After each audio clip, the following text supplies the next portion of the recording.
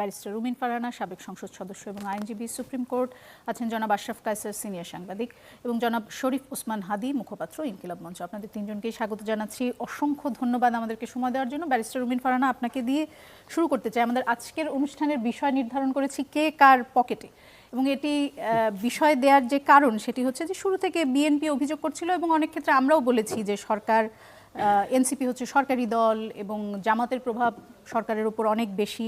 কিন্তু জুলাই ঘোষণাপত্র আসার পর থেকে মনে হচ্ছে যে বিএনপি হঠাৎ করে সরকারের সবচেয়ে কাছের হয়ে গেছে এবং বিএনপির সব চাওয়া আমরা দেখলাম যে জুলাই ঘোষণাপত্রে সেটি প্রতিফলিত হলো। এমনকি নির্বাচনের তারিখও এখন ফেব্রুয়ারি প্রথম সপ্তাহে হবে, সেরকমটাই সরকারের পক্ষ থেকে বলা হচ্ছে। বিএনপি কি সরকারকে কোনো জাদুটোনা করলো? আপনাকে অসংখ্য ধন্যবাদ। দেখুন, আমরা 1 বছর এই সরকারটি ক্ষমতায়।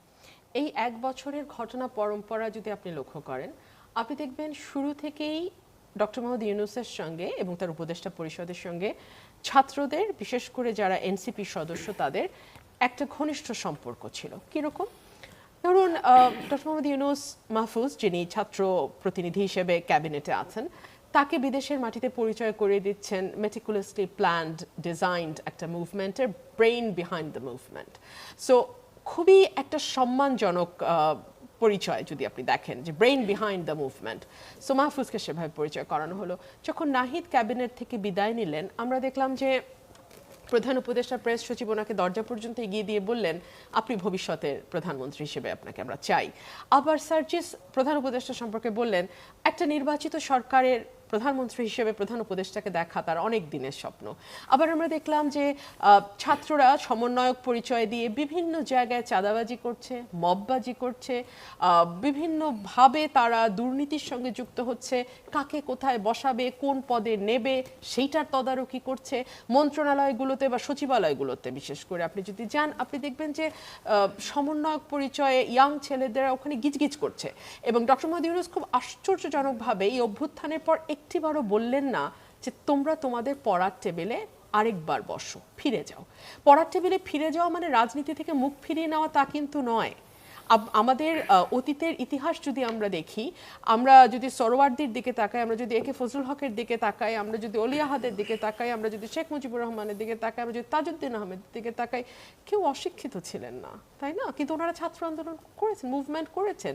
সো আন্দোলনের সাথে, মুভমেন্টের সাথে, রাজনীতির সঙ্গে পড়াশোনার কোনো দ্বন্দ্ব নাই।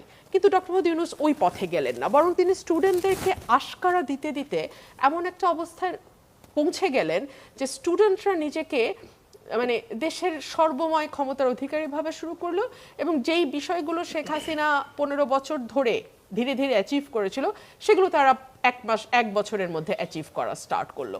সো সেখান থেকে পারসেপশন তৈরি হয়েছে যে এই দলটি সরকারের বিশেষ আস্থাভাজন। তাছাড়া ধরুন, ডক্টর মোহাম্মদ ইউনূস তো নিজেই বলেছেন যে এই দলটিকে তিনি খুলতে বলেছেন স্টুডেন্টদের, বিকজ না হলে জুলাই স্পিরিটটা নষ্ট হয়ে যাবে। জুলাই স্পিরিট যাতে আপহোল্ড করা যায়, সো ডক্টর মোহাম্মদ ইউনূস চেয়েছেন যে স্টুডেন্টরা তাদের পলিটিক্যাল পার্টি একটা তৈরি করুক। সো এইসব নানান কারণে এক ধরনের মানে সম্পর্ক, এক ধরনের হৃদ্যতা, এক ধরনের কাছাকাছি, এবং এটিকে রাজার দল ভাবার কারণ হয়েছে।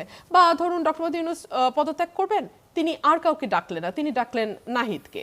আবার ধরুন, ডক্টর মোহাম্মদ ইউনূস যখন সকল দলের প্রধানদের সঙ্গে দুজন করে নেতার সঙ্গে বসলেন, সেখানে সবার গলায় আপনি লক্ষ্য করবেন যে প্রাইম মিনিস্টার্স অফিসে গেলে যে একটা ব্যাচ, সবারই ধারণা ছিল যে সরকারের সঙ্গে এনসিপির একটা একদম। এখন কথা হচ্ছে, সরকার যখন দেখলো যে এনসিপির ঝুড়িতে সব ডিম রাখলে বড়ই বিপদ। সরকার কখন বুঝতে পারলো? সরকার যখন দেখলো যে তারা কিছুই সামলাতে পারছে না, আইন শৃঙ্খলা পরিস্থিতির দ্রুত অবনতি, মানুষের মধ্যে নিরাপত্তাহীনতা, মানুষের অসন্তোষ। দেখুন, আপনি আমি পত্রিকার পাতা খুলে যত না খবর পাই, সরকারের কাছে কিন্তু পত্রিকার পাতার খবরের সাথে সাথে গোয়েন্দা তথ্যও থাকে। সো সরকার জানে না, সরকার বুঝতে পারে না, কথাটি ভুল হবে।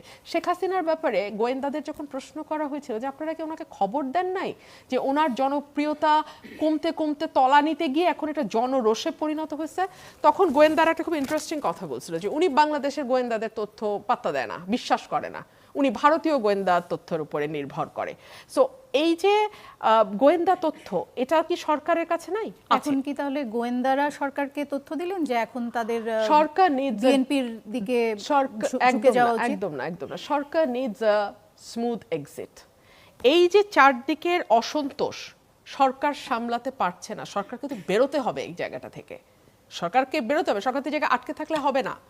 একটা নির্বাচন দেওয়ার পরে যখন একটি নির্বাচিত সরকার আসবে, তখন সেই সরকারের সঙ্গে, দলগুলোর সঙ্গে, অন্যান্য পলিটিক্যাল পার্টিসগুলোর সঙ্গে যদি সরকারের এখন যারা আছেন তাদের একটা মোটা দাগের প্রফেশনাল রিলেশনশিপও না থাকে, একটা বিটার রিলেশনশিপ থাকে, সরকারের পক্ষে সুইচ করা, মানে যারা সরকার বলতে তো আমি বলছি যে উপদেষ্টা পরিষদে যারা আছেন তাদের পক্ষে থাকাটা ডিফিকাল্ট হবে। সো এই সকল কিছু ভেবে সরকার যদি মনে করে যে না, কেবলমাত্র সব ডিম এক ঝুড়িতে না রেখে আমরা অন্যান্য দলের সাথেও সম্পর্ক উন্নয়নের চেষ্টা করি, আমি মনে করি যে এটা তো স্ট্র্যাটেজিক্যালি সরকার বলছেন যে সব ডিম বিএনপির ঝুড়িতে রাখছেন সরকার। না, একদম আমি সেটা বলছি না, একদম আমি সেটা বলছি না।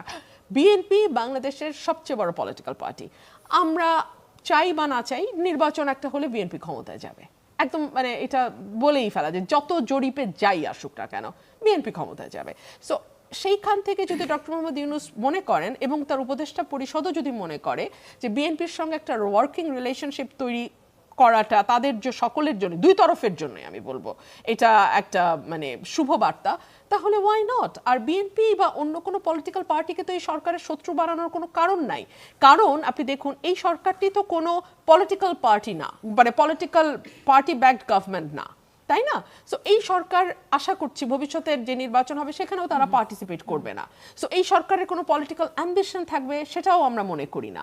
সেই সকল দিক আপনি বিবেচনায় নিলে বিএনপি কেন, সকল দলের সঙ্গে, জামাতের সঙ্গে, এনসিপির সঙ্গে, বাম দলগুলোর সঙ্গে, সবার সঙ্গে একটা ওয়ার্কিং রিলেশনশিপ থাকাটা সকলের দেশের জন্য মঙ্গল। আমার মনে হয় আপনার বক্তব্য পরিষ্কার।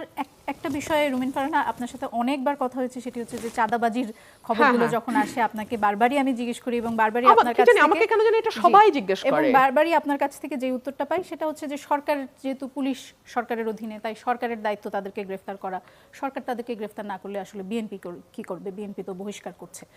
জামালপুরের মাদারগঞ্জে আপনি নিশ্চয়ই জানেন উপজেলা পৌর বিএনপি সাধারণ সম্পাদক খালেদ মাসুদ তালুকদার সুহেল, তার একটি কথোপকথনের অডিও প্রকাশ হয়েছে সম্প্রতি, যেখানে তিনি বলেছেন যে আমি পৌর বিএনপির সম্পাদক, ডিআইজির বইনতে আমি খাবো না তো কেরা খাবো। তিনি এটাও বলেছেন যে ময়মনসিংহের মুক্তাগাছার ওসি তাকে 2 লাখ টাকা দিয়েছেন এবং বলেছেন যে তাকে যেন দেখে রাখে। তিনি খুব ভালো মতো এবং তিনি বলেছেন যে আমাগো এখন সিজন চলতেছে, কার কতখানি খ্যাম আছে, খ্যাম থাকলে বহিষ্কার করো। পুলিশ যখন বিএনপির নেতাকে 2 লাখ টাকা দিয়ে বলেন যে তাদেরকে দেখে রাখার জন্য, তখন এই যে আপনার বক্তব্য যে পুলিশ আসলে সরকারের অধীনে এবং সরকার কেন অ্যারেস্ট করাচ্ছে না, সেই বক্তব্য সরকার, আচ্ছা এই যে রিপোর্টটা আসলো প্রথম আলোতে, গতকালকে এসেছে রিপোর্টটা প্রথম আলোতে, সরকার কি পুলিশ কর্মকর্তাকে বরখাস্ত করেছে? করা দরকার ছিল না? আপনি বলেন। সেটা কি এই কারণে করতে পারেনি যে উনি প্রোটেকশন দিচ্ছে? ওনাকে তো দল বহিষ্কার করবে, ধরে নেওয়া যায় দল বহিষ্কার করবে, আর ওনার প্রোটেকশনে যিনি পুলিশ কর্মকর্তা 2 লাখ টাকা ওনাকে দিলেন, উনি কি এখনো বহিষ্কার হয়েছেন? যদি না হয়ে থাকে ওনার বার্ডেন দল বিয়ার করবে। আমি জানি না উনি বহিষ্কার হয়েছে কিনা, ওনার বার্ডেন দল বিয়ার করবে, let the party bear the rubbish. কিন্তু এই সরকারের তো দায়িত্ব ছিল না যে তার একজন কর্মচারী 2 লাখ টাকা দিয়ে আশ্রয় নিচ্ছে, অন্তত তদন্ত করা, প্রথমে বরখাস্তের দরকার নাই, মানে ডিপার্টমেন্টাল প্রসিডিংস শুরু করা, সেটা কি হয়েছে?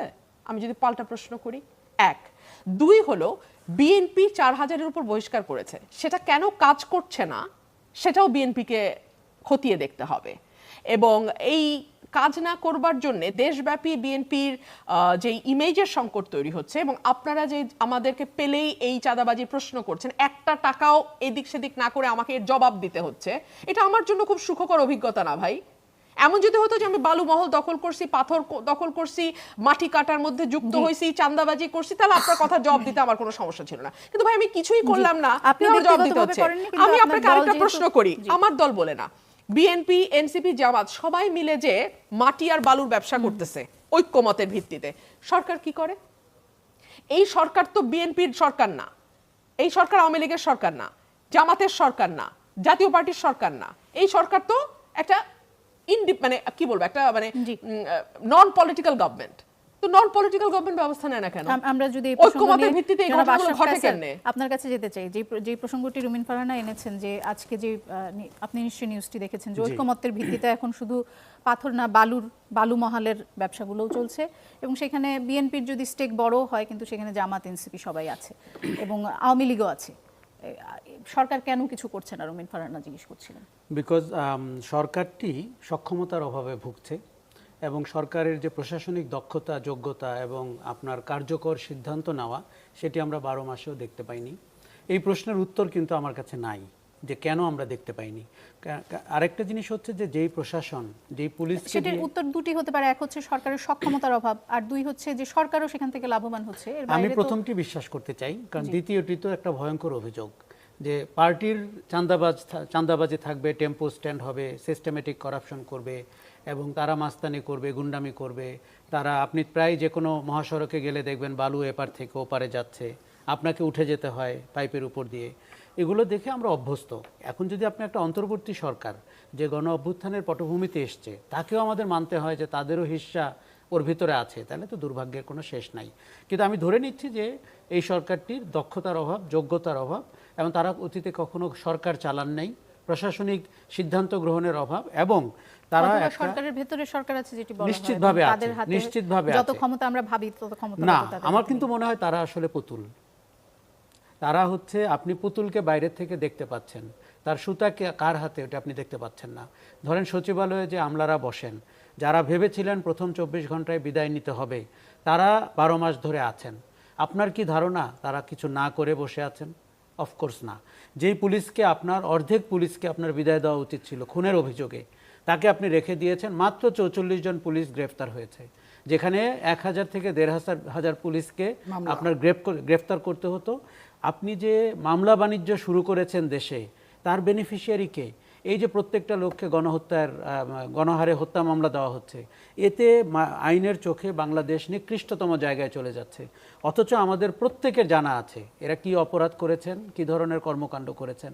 সরকারের এই ব্যাপারে কোনো জবাবদিহিতা নাই। আইন উপদেষ্টা প্রায় বলেন জনগণ মামলা দিবে, আমরা কি করব। অত্যন্ত দায়সারা কথা। যেমন বিএনপির বহিষ্কার একটা নতুন হাস্যকর উপাদানে পরিণত হয়েছে। যেমন পুলিশের সাসপেন্ড, আমরা শুনতাম পুলিশ অপরাধ করলে তাকে সাসপেন্ড করা হয়। আপনি কোনোদিন খোঁজ নিয়েছেন উনি পরে আবার কবে লাইনে জয়েন করেছেন? এই বিএনপির বহিষ্কারগুলো কবে আবার স্ট্রিমলাইন্ড হয়েছে আমরা কি জানি? কাজে আমরা প্রত্যেকে একটা সুবিধাজনক জায়গা বেছে নিয়েছি একে অন্যকে দোষারোপ করার, কাজটা না করার, এবং মানুষ কিন্তু ভুক্তভোগী আগের চেয়েও বেশি হচ্ছে, যেই কারণে সে অতীতের সাথে তুলনা করে। তাকে সে কিন্তু বিনা কারণে তুলনাটা করে না, তুলনাটা এই কারণেই করে।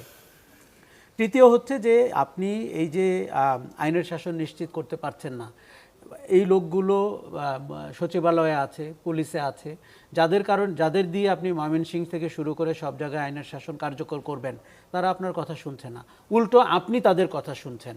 তারা আপনাকে বলছে মেমো কি করে লিখতে হবে, এনবিআর কি করে ভাগ করতে হবে। এই যে মতলববাজ আমলারা, তারা এই সরকারকে চালাচ্ছে। এই সরকারকে দেখে আমাদের কেন ইতিহাসের সবচেয়ে দুর্বলতম উদ্দেশ্যহীন সরকার মনে হচ্ছে, কেননা পেছনে যারা আছেন তাদেরকে আপনি দিনের আলোতে দেখছেন না। সরকারের ভেতরে সরকার আছে, তারা 90% সিদ্ধান্ত গ্রহণ করেন। এই সরকার শুধুমাত্র টেলিভিশন ক্যামেরার সামনে এসে ব্রেকিং নিউজ স্ক্রলের পার্ট হন, এবং তারা অদ্ভুত আচরণ করছেন যাদেরকে আমরা 12 মাস আগে এই চেহারার জন্য চিনতাম না। কাজেই এই যে আপনি বলছিলেন যে কেন বিএনপির দিকে ঝুঁকে গেছে বলে মনে হচ্ছে, কারণ সরকারটি তার নেভিগেশনাল যে ডিভাইস, নেভিগেশনাল টুল, সেটি ডে ওয়ান থেকে অকার্যকর করে রেখেছে। তার দেখুন, একটি অন্তর্বর্তী সরকার কেন আপনি সন্দেহ করবেন সে কোনো একটি রাজনৈতিক পক্ষের পক্ষপাত।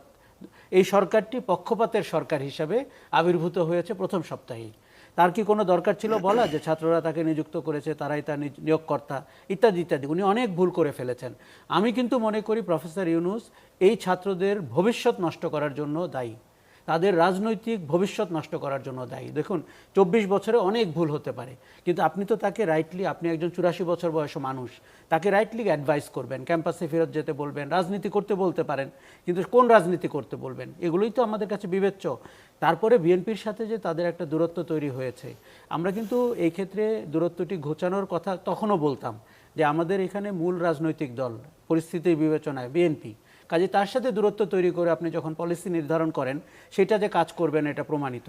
মাঝে যেটি হয়েছে জামাতের মতো একটি দল আপনার সিস্টেমেটিক কারাপশন করতে শুরু করেছে, তারাই কিন্তু বিএনপির টেন্ডারবাজি, টেম্পো স্ট্যান্ড দখল এগুলোকে সামনে এনেছে, যাতে করে প্রশাসনে তাদের যে রোল এবং তারা সারা জীবন প্রশাসনের কাছাকাছি থেকে তাদের দলকে পরিচালনার যেই ইতিহাস তৈরি করেছেন সেটি যেন ধরা না পড়ে। জি, এই প্রসঙ্গে আমরা আবার আসবো। জনাব শরীফ ওসমান হাদী, আপনার কাছে যেতে চাই।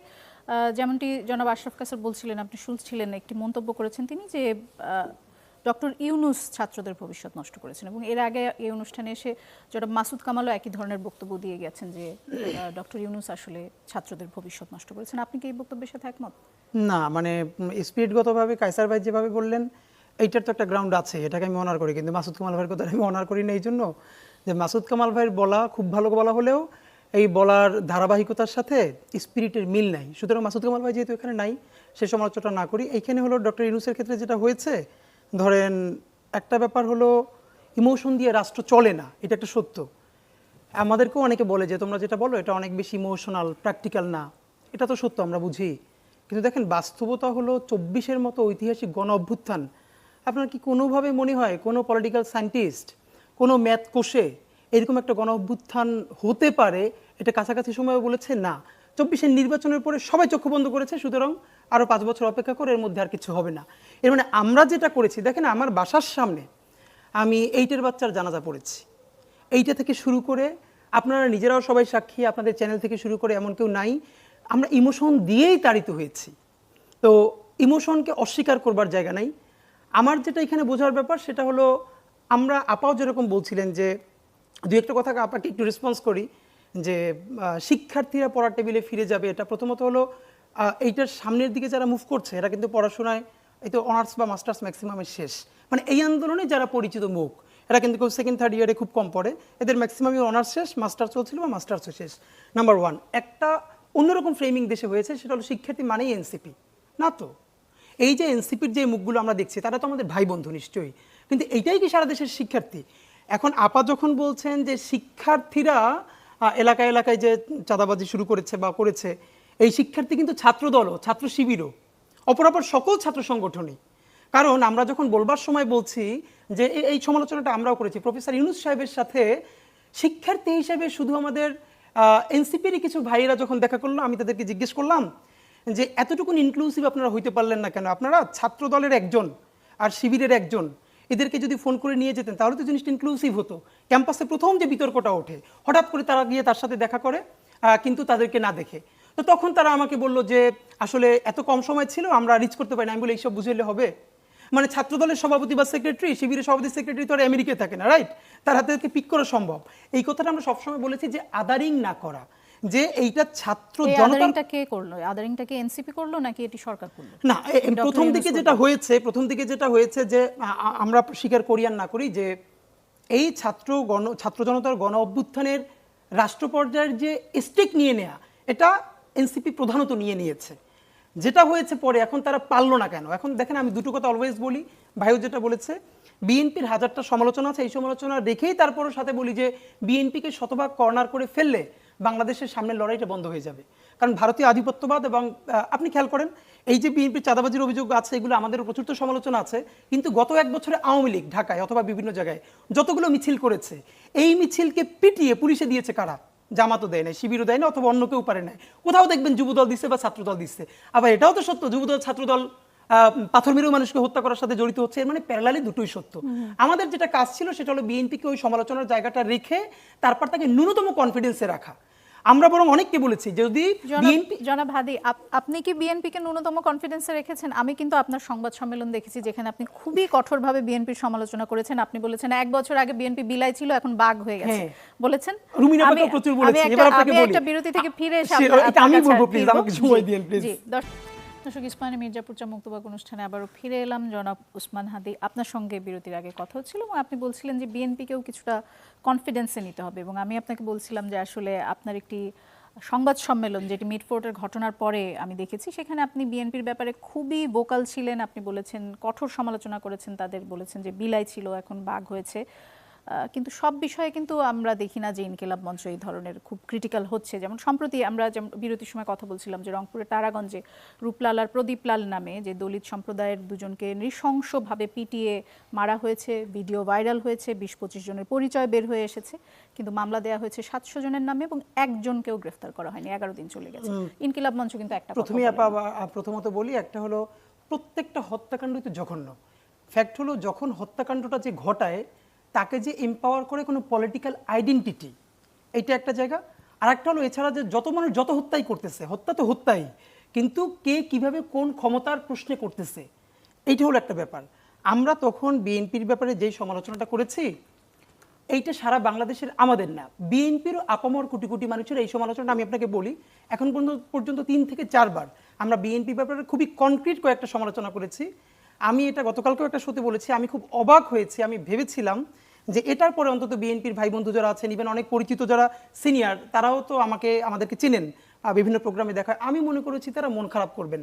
এটা আবার ওই এভাবে কেউ মনে না করে যে আমি বিএনপির খুশি করে সামনে এমপি হয়ে যাবো, এই জন্য বলি কিনা।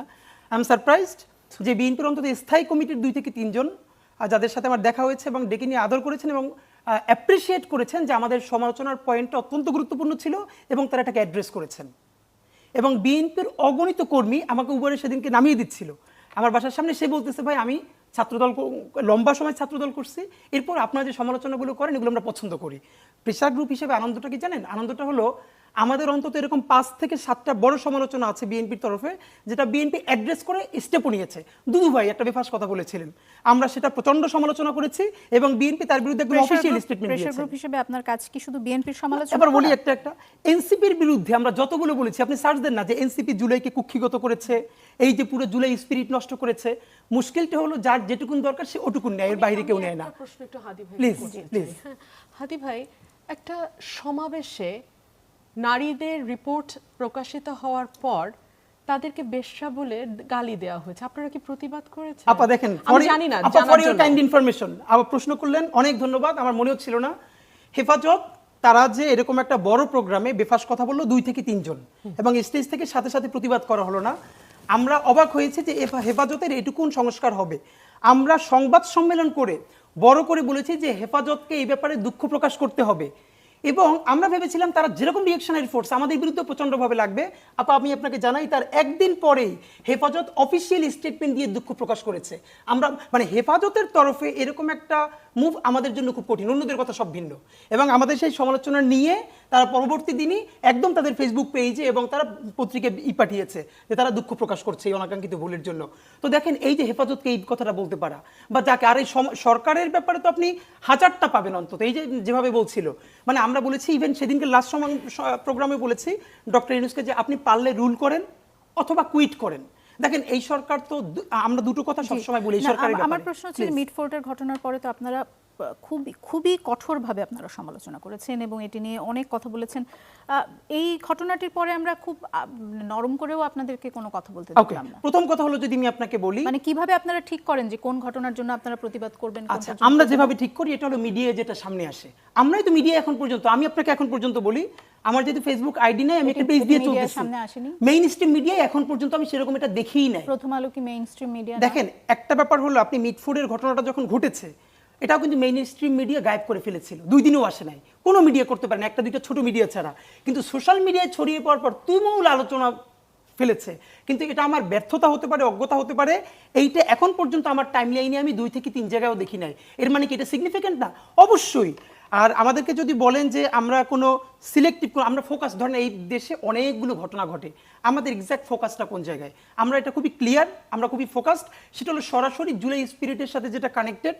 দেখেন ধরেন আমরা তো খুবই ছোট একটা গ্রুপ, আমরা কি চাইলেও দুনিয়ার সব ব্যাপারে কথা বলতে পারবো? আমরা যদি সেটা বলি সেটা কি ওই জায়গায় রিচ করবে? সবার তো একটা জায়গা আছে। আপনারা কি তাহলে মানে পপুলিস্ট এক ধরনের, মানে যে বিষয়গুলো বেশি আলোচনা হচ্ছে সেই বিষয়গুলো আমি আপনাকে 10টা বলি অন্তত যেটা আমরা কথা বলেছি, পরবর্তীতে কোনো না কোনো ভাবে সে জায়গা কাজে লেগেছে। এর একটাও পপুলিস্ট, আপনি যে বললেন যে জুলাই স্পিরিটের সঙ্গে, সরি আমি আপনাকে থামিয়েছি, মাফ চাচ্ছি, সেটি হচ্ছে যে জুলাই স্পিরিটের সঙ্গে যেগুলো সংযুক্ত আপনি সেগুলোর আপনারা কথা বলেন, এরকম একটি কথা বললেন। মিডফোর্ডের ঘটনাটি কিভাবে জুলাই স্পিরিটের সাথে? দেখেন জুলাই স্পিরিটের সবথেকে বড় জায়গাটা কি? যে ইনসাফ, কারোর সাথে কোনো ধর্মের পরিচয়, কোনো বর্ণের পরিচয়, কোনো লিঙ্গের পরিচয়, তার সাথে ডিসক্রিমিনেশনটা করা যাবে না। তো একই অবস্থা যখন দেখেন এই কিছুদিন আগে যে খালেদ মহিউদ্দিন ভাইয়ের সাথে আমার শো ছিল, ভাই যেটা বলছিল, আপা যেটা বলছিলেন, আমি তো পত্রিকা আমার দেশের সামনে ধরে বলছি বিএনপি, জামাত, এনসিপি সবাই মিলে কিভাবে পাথর খাচ্ছে, এর মানে রাজনৈতিক সমঝোতার ভিত্তিতে। এখন মুশকিলটা হলো আমাদেরকে যদি আপনারা এভাবে ধরতে চান যে আমরা কোনটা বলি না, আপনারা আমি বরং রিকোয়েস্ট করে রাখি, আপনি চাইলে আমি আপনার লিঙ্ক করে দিতে পারবো। গত 1 বছরে আমরা যেই পরিমাণ বিভিন্ন ইস্যুতে কথা বলবার চেষ্টা করেছি, মূলধারা মিডিয়া কদ্দূর এসেছে আমরা জানি না। আমি বলতে পারি যে বাংলাদেশের দ্বিতীয় কোনো গ্রুপ এতগুলো সম্পর্কিত বিষয়ে কথা বলতে পারে নাই। আর আনন্দের ব্যাপার হলো আমরা টু দি পয়েন্টে বলতে পেরেছি বলে এর ম্যাক্সিমাম জিনিস জায়গা মতো রিচ করেছে। আমরা বিএনপির ক্ষেত্রে বলেছি, বিএনপি হাইকমান্ড আমলে নিয়েছে। সরকারের ব্যাপারে তো অনেকগুলো আছে যেগুলোকে আমরা বারবার বলতে একটা পর্যায়ে একটু করে তারা অ্যাড্রেস করেছে। তো আমার যেটা আমি আপনাকে বলা, সেটা আপার একটা কথা আমি একটু কাইন্ডলি বলতে চাই যে এই সরকারের যে ব্যর্থতা, মুশকিল হলো কি মানে এখন কথা বললে আমার তো এনসিপির মুখপাত্র হয়ে বলতে হবে বা সরকারের, আমি যেহেতু এনসিপিতেও নাই সরকারেও নাই, তো আমি শুধু এটুকুন বলতে চাই এই সরকারের যত ব্যর্থতা, এর একটা বড় ব্যর্থতা অবশ্যই বাংলাদেশের সকল রাজনৈতিক দলের নিতে হবে। কারণ রাজনৈতিক দলগুলোর একটা আনন্দটা হয়েছে কি এখন, যে এই সরকারের একমাত্র ওই যে অল্প কয়েকজন উপদেষ্টা ছাড়া এই সরকারকে আপনারা মনে করেন তৃণমূল পর্যন্ত ফাংশনাল? আপনি নিজে তো বলছেন যে ওসি 2 লাখ টাকা কাউকে দিয়ে, কোথাও বিএনপিকে, কোথাও জামাতকে, অথবা কোথাও নতুন করে এনসিপিকে দিয়ে তারা এভাবে মিলেমিশে খাচ্ছে। তা আমার যেটা ব্যাপার সেটা এই সরকারের ম্যান্ডেট কিন্তু পলিটিক্যাল পার্টিগুলোই দিয়েছে, বাংলাদেশের জনগণ তো দিয়েছেই। রাজনৈতিক দলের আনন্দটা হলো যখন খারাপ কিছু হয় তখন বলে এই সরকার কেন গ্রেপ্তার করে না। একটা বলি, সরকার কিন্তু গ্রেপ্তার করেছিল, এমনও হয়েছে কোথাও কোনো থানায় গিয়ে বিএনপি, কোনো থানায় গিয়ে জামাত তাদেরকে ছাড়িয়ে আনছে। এখন আমরা একটা প্রশ্ন তো করতেই পারি, তাহলে সরকার পারছে না কেন, ছেড়ে দিচ্ছে না কেন? এইটা তো অবশ্যই সরকার তো ছেড়ে দিবেও, তাকে দিতে হবে। কারণ আমরা বলি ইতিহাসের সব থেকে জনসমর্থিত সরকার সে, প্যারালালি সব থেকে দুর্বলতম সরকারও সে। এখন এরকম দুর্বলতম সরকারকে তো আর লম্বা সময় তাকে ম্যান্ডেট দিয়ে রাখারও কিছু নাই। কিন্তু যেটা আপা একটু বলছিলেন, জি, আজকে তো এখানে সরকারের কোনো প্রতিনিধি নেই, থাকলে তাদের সঙ্গে আমরা হয়তো কথা বলতে পারতাম যে সরকার কেন কি করে, কেন করে না। আমি যদি, আপনি যেহেতু আছেন, আমি আপনার রাজনীতিই আপনার কাছ থেকে বুঝতে চাই এবং সেই বিষয়ের প্রশ্ন আপনাকে করতে চাই। আমি জানি যে আপনি ঢাকা 8 আসন থেকে স্বতন্ত্র নির্বাচন করতে চান। ঢাকা 8 আসন আমরা জানি যে খুবই হেভিওয়েট প্রার্থীদের সবসময় আমরা দেখেছি। ঢাকা 8 আসন থেকে কেন নির্বাচন করতে চান? ঢাকা 8 আসন কেন, এবং আপনাকে কেন ভোট দিবে লোকজন, সেটি যদি একটু বলেন আমাদেরকে। আরেকটি বিষয় হচ্ছে যে আপনি তো ইনকিলাব মঞ্চ, অনেকেই এটিকে জামায়াতের বি টিম হিসেবে মনে করেন, এবং আমরা দেখছি যে ডাকসু নির্বাচনে আপনারা শিবিরের প্যানেলে আপনাদের একজন প্রার্থী গিয়েছেন, তাই তো? এটার মানে কি এই যে আপনাদের রাজনৈতিক মতাদর্শ কি শিবিরের সাথে মেলে কিছুটা? আচ্ছা, প্রথম কথা হলো বাংলাদেশের সুবিধা যেটা, আপনি কাপড় চুপড়ে মোটামুটি মিল পেলেই তার সাথে যার যায় তারে বলে দেওয়া তার জন্য সোজা, এটা হলো বাংলাদেশের কমন। সুতরাং এই নিয়ে আমরা কোনো সময় বোধার করি না। আমার কেউ যেমন কালকে 100তে বলেছে, আপনারা কি আসলে জামাতের কথা বলেন নাকি এনসিপির বিটিম হয়ে কাজ করেন? সুতরাং এগুলো আমরা আসলে কি করি এইটা তো আপনারাও 6 মাস, 1 বছর, 5 বছর পর দেখবেনই। সুতরাং এটা বয়ান দিয়ে লাভ নাই। প্রশ্ন হলো ডাকসু থেকে আমরা এটা, ইনকিলাব মঞ্চ থেকে আমরা এটা একদম কমন বলে দিয়েছি, সারা বাংলাদেশের প্রত্যেকটা বিভাগীয় বিশ্ববিদ্যালয়ে আমাদের কমিটি আছে।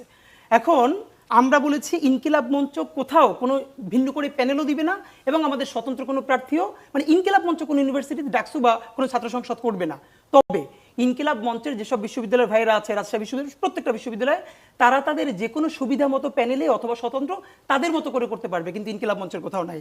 ঢাকা বিশ্ববিদ্যালয়ের ইনকিলাব মঞ্চ থেকে, ইনকিলাব মঞ্চে আছে এরকম 4 জন প্রার্থিতা করছেন, এর মধ্যে একজন তার নিজের পছন্দে শিবিরের প্যানেলে যুক্ত হয়েছেন। কিন্তু এই কথাটাই কেউ বলছেন আমাদের আরো 3 জন কেন্দ্রীয় সদস্য তারা কিন্তু ভিন্ন ভিন্ন করে করছেন। এটা তো আমরা ওপেন বলে দিয়েছি, নাম্বার 1। নাম্বার 2 হলো আপনি যেটা বলছিলেন ঢাকা 8-এ কেন নির্বাচন করতে চাই। হ্যাঁ, ঢাকা 8-এ নির্বাচন করতে চাওয়া প্রথমত হলো আমরা গত 1 বছর ধরে বলবার চেষ্টা করছি, মূলত আমাদের যা কিছু বলি রাজনৈতিক লড়াই, এর প্রথমত হলো সাংস্কৃতিক লড়াই। আমরা জুলাইয়ের পক্ষে বা বাংলাদেশের পক্ষে এখন পর্যন্ত কোনো সাংস্কৃতিক লড়াই করতে পারি নাই, দাঁড় করাতেও পারি নাই। তার প্রমাণ হলো এই যে 15ই আগস্টকে কেন্দ্র করে এই যে বিনম্র শ্রদ্ধা শুরু হলো, তো আমি অন্তত এরকম কয়েকজন আর্টিস্টকে জিজ্ঞেস করেছি যে আপনি যে বিনম্র শ্রদ্ধা জানালেন, কোনো সমস্যা নাই। দেখেন, আবারও বলি, ফিলোসফিক্যালি যেই লোকটা আগেও বিনম্র শ্রদ্ধা বলেছে কিন্তু গত 15 বছরে কোনো সুযোগ সুবিধা নেয় নাই, এখনো যদি সে বিনম্র শ্রদ্ধা বলে তার ব্যাপারে আমার কোনো সমস্যা নাই, সে বলতেই পারে। কিন্তু এই বিনম্র শ্রদ্ধা বলে যারা বলেছে মুক্তিযুদ্ধ দেখি নাই কিন্তু পদ্মা সেতু দেখেছি, এই বলে বলে বলে বলে কোথায় মুক্তিযুদ্ধ, কোথায় পদ্মা সেতু, তার ফলে কি হয়েছে? পদ্মা সেতুকে এমন জায়গায় নিয়ে যাওয়া হয়েছে, একজন গিয়ে পদ্মা সেতুর উপরে একটা বাজে কমেন্ট করেছে অথবা খারাপ কথা বলেছে, ছাত্রলীগ পটুয়াখালীতে তার বাড়িঘর হামলা করে তার ঘর দুয়ার ভেঙে দিয়েছে। মানে এটা এমন মসজিদ, এমন মন্দির। এই যে ন্যারেটিভগুলো দেখেন, যে গণহত্যা করে, মানুষকে গুম করে, খুন করে, মাঝে মধ্যে তার চেয়েও তার পক্ষে যে মত উৎপাদন করে দেয়, ন্যারেটিভ নির্মাণ করে দেয়, সে ভয়াবহ অপরাধী। কারণ কি, যে সরাসরি খুন করলো আপনি তাকে ধরতে পারবেন, তার ক্রিমিনাল অফেন্স আছে। কিন্তু এই হত্যা না, এটা করা যায়, জামাত হলে মেরে ফেলা যায়, বিএনপি হলে মেরে ফেলা যায়, বিশ্বজিৎ মানে যেভাবে হোক ফ্রেমিং করা যায়, সে হলো আরো ভয়াবহ অপরাধী। এর বিরুদ্ধে আমরা কোনো লড়াই করতে পারি না। তো এই জন্য আমাদের যে জায়গাটা আমরা বুঝি, আবার বিনম্র শ্রদ্ধা জানালেই যে তাকে জুতা মারা যায়, দুইটা ব্যাপার। বিনম্র শ্রদ্ধা জানাতে জুতা যারা মেরেছে, এখানে তো আমরা কেউ যাই নাই, কিন্তু এই জুতো মারাকে অপোজ করার কিছু নাই। ব্যাপার হলো, আপনি দেখেন বাংলাদেশ আসলে কিছু বিচার হইছে। এখন মুশকিলটা হইলো, আপনি এই কথা বলবার আগেই কতক্ষণ মব, কতক্ষণ এটা সেটা, এটা তো আছে। দেশে কি মব নাই? কিন্তু আমার প্রশ্ন হলো, এই মব কি গত 1 বছর শুরু হয়েছে? পকেট মারকে পিটাই মাইরে ফেলা, ভাই বলতেছিলেন বাড্ডায় যে ভদ্রমহিলা বাচ্চাকে আনতে গেছিলেন, পিটাই মাইরে ফেলছে। মব লিঞ্চিং বলি, মব জাস্টিস বলি, এইটা কি গত 1 বছর ধরে বাংলাদেশে হচ্ছে? 1 বছর ধরে শুরু হয়নি, কিন্তু 1 বছর ধরে বেড়েছে। না, পরিসংখ্যান আমি আছে। আপনাকে বলি আপা, এটা পরিসংখ্যান আছে। পরিসংখ্যানটা শুনুন, আমি আপনাকে বলি, আমি পলিটিক্যাল সায়েন্সের ছাত্র, তো আমি বাংলাদেশ স্টাডিজ পড়াই ইউনিভার্সিটিতে এবং রিসার্চ মেথোডোলজি পড়াই। রিসার্চ ইটসেলফ একটা সিস্টেমেটিক করাপশন। আপনি বলবেন কি বাংলাদেশে এখন আওয়ামী লীগের 40% ভোট আছে, আপনি স্যাম্পল সাইজ নেবেন গোপালগঞ্জ, স্যাম্পল সাইজ নেবেন গাজীপুর, স্যাম্পল সাইজ নেবেন কিশোরগঞ্জ আর ময়মনসিংহ, তাহলে তো ভোট আছে 80%। সুতরাং আপনার স্যাম্পল সাইজ কারা, আপনার ইন্টারভিউই কারা, আপনার এখানে বাংলাদেশের গবেষণাগুলো কি হয় এটা আমরা জানি। আপনি আগে কি প্রোটেক্ট করতে চান এইটা ক্লিয়ার করে তারপর আপনার ডাটা স্যাম্পল করবেন, স্যাম্পল সাইজ করবেন। পরিস্থিতি আপনার মনে হয় যে আইন শৃঙ্খলা পরিস্থিতি এর থেকেও খারাপ হওয়ার কথা ছিল। একটা চূড়ান্ত গণ অভ্যুত্থানের পরে আওয়ামী লীগ বলেছে 5 লাখ মানুষ মরে যাওয়ার কথা, কিন্তু বাংলাদেশের রাজনৈতিক দলগুলোর ভীষণ প্রজ্ঞা। এই ক্ষেত্রে আমি অবশ্যই দুটো দলকে অনেক বড় বারবার ক্রেডিট দিয়েছি। Number 1 BNP, number 2 Jamaat Islami. আমার উপজেলায় 3 দিন পুলিশ থানা থেকে বের হয় না, আমরা খাবার রান্না করে ভিতরে দিয়ে আসছি। এই ভূমিকাটা তারা অসাধারণ পালন করেছে। তো একটা যে গণ অভ্যুত্থানে গুলি মেরে আজকে ভাই বলছে, আজকে দেখেন, আজকে ট্রাইব্যুনালে সাক্ষী দিয়েছে একজন ডাক্তার, নিউরোসায়েন্সে যারা চিকিৎসা নিতে গেছে এদের 167 জন আর খুলিই ছিল না। এইরকম ভয়াবহ হত্যাকাণ্ডের পরে আপনি বলেন কতজন আওয়ামী লীগ, ছাত্রলীগ বা কয়জন হত্যা হয়েছে? মানে কোনো হত্যাই কাম্য না, কিন্তু রিঅ্যাকশনটা হওয়ার কথা কি ছিল? হয় নাই। এরকম চূড়ান্ত গণ অভ্যুত্থানের পরে শহীদের তালিকাও হয়নি। না, হয় নাই তো, এটা তো সরকারের চূড়ান্ত ব্যর্থতা। আজকে আমি ওয়েবসাইটে ঢুকে আমি শহীদদের তালিকা দেখতে পারতেছি না, কার পরিবারকে কতটুকু পুনর্বাসন করা হলো আমি দেখতে পারতেছি না। এটা তো সরকারের সবথেকে বড় ব্যর্থতা। এটা তো আমরা হাজারবার বলছি যে এখন পর্যন্ত একটা সেন্ট্রাল ডেটাবেস করা যায় নাই যে আমি একটা পরিবারকে সাপোর্ট করতে চাই বিদেশ থেকে। দেখেন হাজারবার বলেছি, এই সরকার যে একটা জুলাই ফাউন্ডেশন করেছিল, হাজার কোটি টাকা উঠতো, তা করতে পারে নাই। আমি আপনাকে যে প্রশ্নটা করেছিলাম সেটি হচ্ছে যে ঢাকা 8 আসনের ভোটাররা আপনাকে কেন ভোট দেবেন? তাহলে আপনাকে ভোট দিলে কি এই যে এতক্ষণ ধরে যে আপনি বলেছেন শহীদের তালিকা হয়নি, এগুলো হবে? প্রথমত হলো ঢাকা 8-এর এমপির কাজ না শহীদদের তালিকা করা। বাংলাদেশের মানুষকে আমরা যেটা বুঝাতে চাই, এমপির কাজ কি আর স্থানীয় সরকারের কাজ কি। না, আমি আপনার কাছে সেটা আমরা যেটা করতে চাই, আমি যেটা বলি, এমপির ঠিক যেটুকুন কাজ, এর বাইরে 1% ইন্টারফেয়ার করব না। শাহবাগে একটা বড় করে লাগাবো ইলেকশনের সময়, এলইডি বোর্ড পারি যাই পারি, যে এমপির আসলে কি কি কাজ। যেমন এমপির কাজ স্কুলে বরাদ্দ দেয়া না, এই এমপির কাজ গম চাল এগুলো ঠিক করে না, ব্রিজ ঠিক করে না। এইটা হলো প্রথম কথা, না ইন্টারফেয়ার সে করতে পারবে না। দ্বিতীয়ত এমপির অনুকূলে কয় টাকা আসে এটা কিন্তু জাতীয় তথ্য অধিকার বলে সবাই দেখতে পারার কথা, দেখে না। আমরা যেটা ম্যানিফেস্টো দিয়েছি, দেখেন ইলেকশন করলে উইন করব, এইটা তো আর প্রথম কথা না। আমরা তরুণদের রাজনীতিকে সামনে নিতে চাই।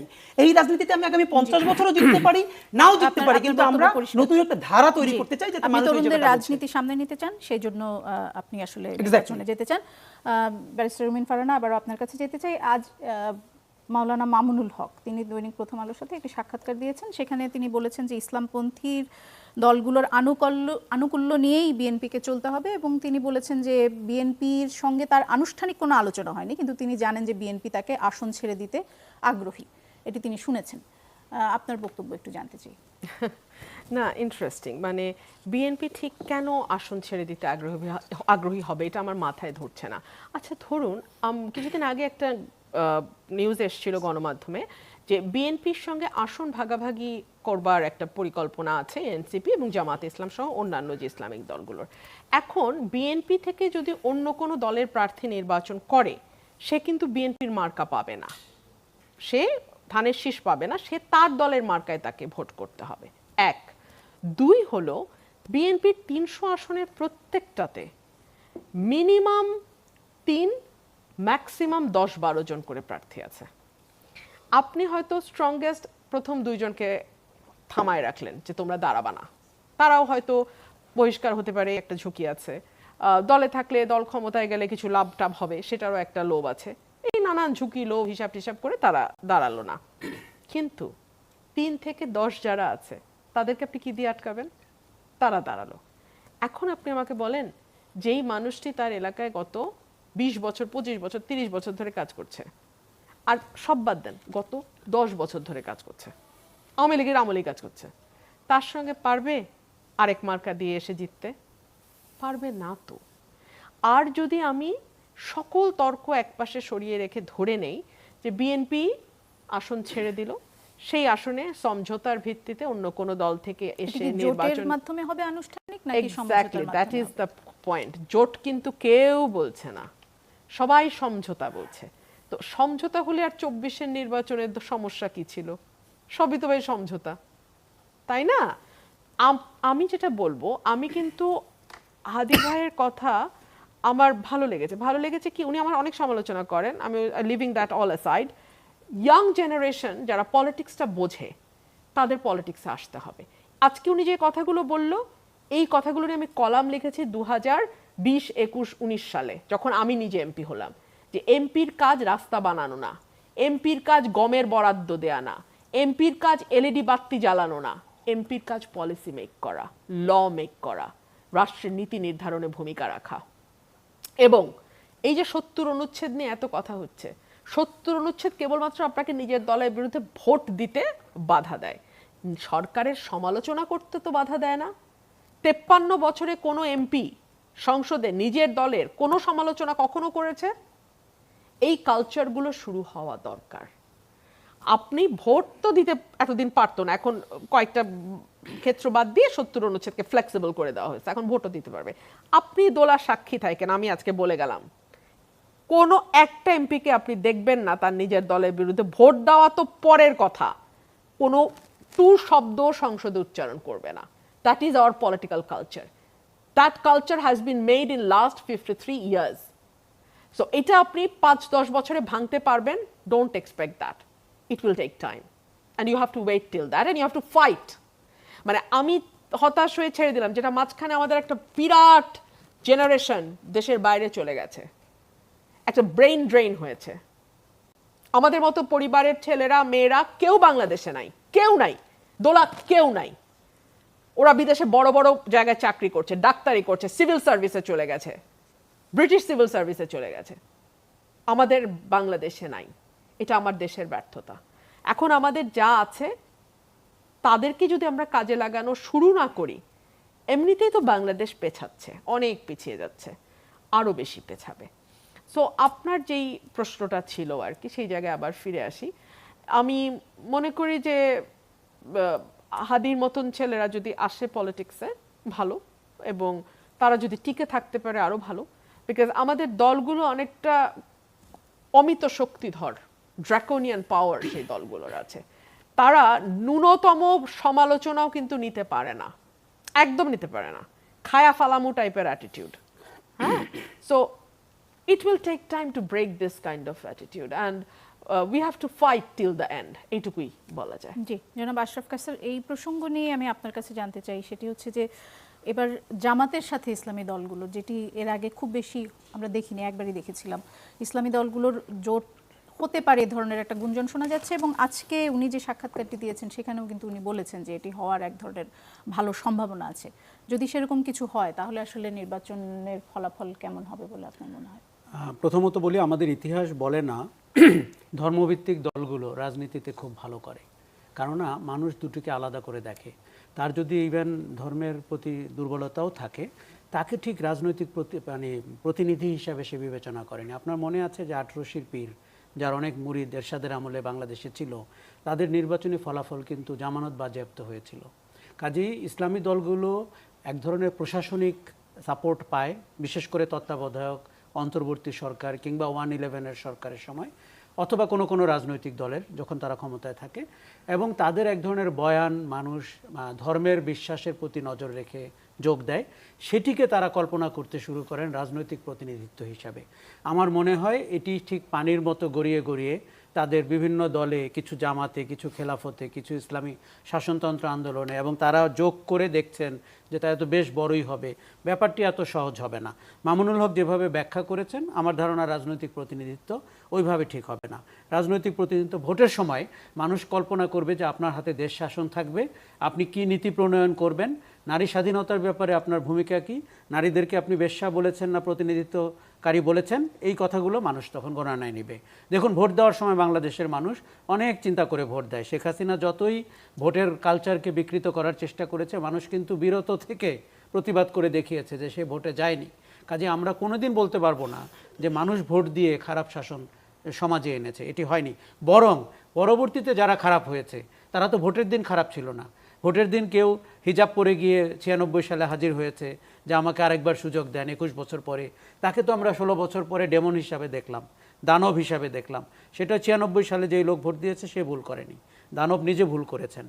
আচ্ছা, এখন আমি ইসলামী দলগুলোর ব্যাপারে যেটি আপনাকে বলতে চাই সেটি হচ্ছে জুলাই অভ্যুত্থানের পরে এটি তো সত্যি যে আওয়ামী লীগের বিপরীতে একটি শক্তি সমাজে মাথাচাড়া দিয়েছে এবং তাদের যথেষ্ট ভালো ভূমিকা ছিল জুলাই অভ্যুত্থানে। এই ভূমিকাকে যদি আমরা অস্বীকার করি তাহলে জুলাই অভ্যুত্থানকে অস্বীকার করা হবে। যাদের পিঠ দেয়ালে ঠেকে গেছিল তারা মাঠে নেমেছে, তারা জীবন দিয়েছে, তারা হাসিনাকে হটিয়েছে, তাদের রাজনৈতিক উচ্চাভিলাষ তৈরি হতেই পারে। ইসলামী দলগুলো আপনি খেয়াল করে দেখবেন অতীতে তাদের মতবিরোধ নিয়ে বেশি সোচ্চার ছিল। তাদের একে অন্যের আক্রমণের ভাষা কিন্তু প্রতিপক্ষকে আক্রমণের ভাষার চেয়েও খারাপ ছিল। কিন্তু এবার তারা বুঝতে পারছেন তারা ক্ষমতার কাছাকাছি চলে এসেছেন এবং তারা সচিবালয়ে প্রভাবশালী, তারা যমুনাতেও অনেকটা প্রতিদিন দাওয়াত পাচ্ছেন, তারা সবাই মিলে একে অন্যের মেহফিলে যোগদান করছেন। আমরা দেখতে চাই তারা যোগ করে কোন জায়গায় যেতে পারেন। এর সাথে এনসিপিকেও আমাদের কিছুটা মনে হচ্ছে যে এই জোটের অংশ হওয়ার চেষ্টা করছেন, যদিও অনেকগুলো দলকে আমরা দেখছি ধর্মভিত্তিক দলগুলো, কেননা তাদের কোনো রাজনৈতিক বয়ান, মানে নাহিদ ইসলামকে ইমাম বলে সম্বোধন করা, এগুলো আমাদেরকে মনে হচ্ছে যে তারা একটা ডানপন্থী দক্ষিণপন্থী ধারায় নিজেদেরকে নিতে চাচ্ছেন এবং তাদের ভেতরে ওই এলিমেন্টগুলো আছে, গণ অভ্যুত্থানের সময়ও ছিল। তাদের পাঠচক্রের কারো কিন্তু দ্বৈত সত্তা রয়েছে। আবার আমরা দেখছি কেউ কেউ বিএনপির সাথেও মিটিং করছেন, কেউ জামাতের সাথেও মিটিং করছেন। ফলে একটা হর্স ট্রেডিং, সমঝোতা, জোট, লিখিত অলিখিত, এটি নির্বাচনের আগে, ভোটের আগে হওয়া খুবই স্বাভাবিক। আমরা সেই জায়গাটিতে কি নিয়ে চিন্তিত না। কিন্তু যেটি আপনার, আমি হাদির সাথে একমত, জুলাই স্পিরিটকে ধারণ করার শক্তিকে, এই প্রশ্ন আপনাকে ভোটে নির্ধারণ করতে হবে। কেননা আপনি খেয়াল করে দেখবেন যে আওয়ামী লীগ এবং তার যে ৮০-৮২টি দোকান, এই যে সাংস্কৃতিক জোট, কবিতা পরিষদ ইত্যাদি ইত্যাদি, যারা যে কোনো গণজাগরণের সময়, গণ অভ্যুত্থানের সময় জনগণের বিপরীতে দাঁড়িয়ে আওয়ামী লীগকে রক্ষার চেষ্টা করেছে, এই জুলাইতেও করেছে। এবং তারা শহীদ মিনার ইজারা নিয়েছিল, কার লাশ যাবে কার লাশ যাবে না, কি অপরাধ আপনি চিন্তা করেন। এবং এটি কিন্তু তারা একটা কালচারাল বাতাবরণে আপনার কাছে জাস্টিফাই করেছে। এই যে মেকি কালচারটা, এই যে কলকাতা কেন্দ্রিক, ভারতের প্রতি নতজানু, আওয়ামী লীগের প্রতি প্রশ্নহীন আনুগত্য, এই কালচারের বিপরীতে আমরা যদি সাংস্কৃতিক জাগরণটা জারি না রাখতে পারি এবং তৈরি না করতে পারি, তাহলে কিন্তু জুলাই অভ্যুত্থান, অগাস্ট অভ্যুত্থান কিন্তু আপনার কাছে আগামীতে আরও বেশি অসার, আরও বেশি ফাঁপা, এবং রাজনীতিবিদরা আপনি জানেন কি করতে পারে, আপনি নিজেই তার উদাহরণ দিয়ে আজকের অনুষ্ঠান শুরু করেছিলেন। কাজেই রাজনীতিবিদদের হাতে কালচারাল জাগরণ ছাড়া জুলাই অভ্যুত্থান নিরাপদ না। আর যেই পক্ষটি এখন বাজারে রয়েছে পলাতক পক্ষের বাইরে, তাদের কালচারাল ধারণা এবং কালচারাল অস্তিত্ব অত্যন্ত দরিদ্র। তারা কালচার বলতে গুটিকয় অদ্ভুত মানুষকে বোঝে, তারা বাংলাদেশের পক্ষের একটি কালচার ধারণ করতে পারেনি। আপনি গত 12 মাসে খেয়াল করবেন, এবার অগাস্টে আমরা কি খেয়াল করলাম, এই যে বিনম্র শ্রদ্ধার কথা বলা হচ্ছে, দেখুন যার জেনুইন শ্রদ্ধা দেখানোর সুযোগ আছে তার শ্রদ্ধা দেখানোর অধিকারও আছে। কিন্তু অপরাধীরা যদি শ্রদ্ধার মুখোশ পরে আপনার কাছে আসে, এবং আমি কিছু মানুষকে দেখছি যারা অন্যকে উস্কানি দিচ্ছে, তার মানে তিনি she is speaking of the fight or he is speaking of the fight, সেটা কিন্তু জনগণকে উস্কানি দেওয়া, এটা একটা অপরাধ। কাজেই দেখুন, বিনম্র শ্রদ্ধার পেছনে আপনার খোঁজ করতে হবে ওই লোকটিকে কারা মহামানব বানিয়েছিল, কারা ৭২-৭৫ চাপিয়ে রেখেছিল, কারা শেখ হাসিনার 15 বছরের সুবিধা নিয়েছে, এবং কারা কালচারাল জাগরণের নামে বাংলাদেশকে একটি উপনিবেশিক কালচারে, ভারতের আধিপত্যের কালচারে পর্যবসিত করেছে। তারা কিন্তু এখনও শক্তিশালী। আমি আপনাকে বলি, আমি কিন্তু রাজনৈতিক শক্তি আওয়ামী লীগ নিয়ে খুব বেশি চিন্তিত না। আমি কালচারাল শক্তি আওয়ামী লীগ নিয়ে চিন্তিত, যারা ৯৯% কালচারাল প্রতিনিধিত্ব করে। 1 ভাগ মানুষ কিন্তু জুলাই গণ আর অভ্যুত্থানের 1 মিনিট সময় আছে। রুমিন ফারহানা, আপনার কাছে যেতে চাই। আশরাফ কায়সার বলেছেন যে তিনি রাজনৈতিক আওয়ামী লীগ নিয়ে চিন্তিত না, কালচারাল আওয়ামী লীগের যে শক্তি সেটি নিয়ে তিনি চিন্তিত। 15ই আগস্ট 32 নম্বরে আমরা দেখেছি যে মুজিব ভক্তদের ঠেকাতে ছাত্র দল এবং বিএনপির নেতৃত্বে উদ্যোগ, এভাবে কি কালচারাল আওয়ামী লীগকে ঠেকানো যাবে বলে আপনার মনে প্রশ্নই হয়? ওঠে না। একটা বয়ানকে কাউন্টার করতে পাল্টা বয়ান তৈরি করতে হয়, এবং বয়ান বা কালচার একদিনে তৈরি হয় না, ধীরে ধীরে ধীরে ধীরে এটা মানুষের মননে মস্তিষ্কে কাজ করে। সো আপনি দীর্ঘদিন কিন্তু আওয়ামী লীগ এই কালচার বিল্ড করার জন্য কাজ করেছে, একদিনে কিন্তু আওয়ামী লীগের এই কালচারাল উইং তৈরি হয় নাই, দীর্ঘ সময়। এবং আওয়ামী লীগের cultural wing is very strong, এটা এক লেয়ার না, এটা অনেকগুলো লেয়ার আছে, অনেকগুলো লেয়ার। এর একেবারে সবচেয়ে দূরের যে লেয়ারটা, সেটাও কিন্তু আপনার সারফেসড হতে অনেক সময় নেবে, কিন্তু সে কিন্তু কাজ করছে অনেক দূর থেকে আওয়ামী লীগের বয়ানকে প্রতিষ্ঠা করতে। আমার প্রশ্ন হলো, বাংলাদেশে এত বছর বাংলাদেশ স্বাধীন হয়েছে, 50+, অন্য দলগুলো কেন তাদের কাউন্টার কালচারাল ন্যারেটিভ তৈরি করতে পারলো জি, না? আরেকদিন কেন হয়তো সে বিষয়ে আমরা বাংলাদেশের আলোচনা করতে শিক্ষিত পারবো। মধ্যবিত্তকে আকৃষ্ট করতে পারলো না? এই ব্যর্থতা তো তাদের স্বীকার করতে হবে। অসংখ্য ধন্যবাদ আপনাদের তিনজনকে। আমার আরো অনেক প্রশ্ন ছিল, আজকে সময়ের